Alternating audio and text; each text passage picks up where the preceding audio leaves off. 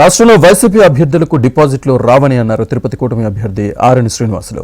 జగన్ పాలనను అంతం చేసేందుకు ప్రజలు సిద్ధంగా ఉన్నారని అన్నారు. బీజేపీ, టీడీపీ నేతలు, కార్యకర్తలతో కలిసి భారీ ర్యాలీ నిర్వహించిన శ్రీనివాసులు జనసేన తరపున తిరుపతి ఎమ్మెల్యే అభ్యర్థిగా నామినేషన్ వేశారు. నామినేషన్ సందర్భంగా నగరంలో రోడ్ షో నిర్వహించారు. జనసేన తిరుపతి ఎమ్మెల్యేగా పోటీ చేస్తున్నాను. దానికి నామినేషన్ దాఖలు చేస్తున్నాను. ఈ సందర్భంలో తిరుపతి పట్టణంలో ఉన్న పౌరులందరూ ప్రతి ఇంటికి ఒకరు వచ్చి రావడం జరిగింది. దాదాపు 70-80 వేల మందితో ఈరోజు ఈ నామినేషన్ వేయడం చాలా గర్వంగా భావిస్తున్నాను, చాలా సంతోషంగా భావిస్తున్నాను.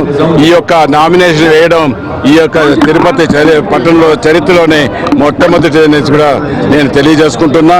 ఖచ్చితంగా కూడా రాబోయే రోజులు జనసేన, తెలుగుదేశం, బీజేపీ జెండా ఆంధ్ర రాష్ట్రంలో ఎగరేస్తాము.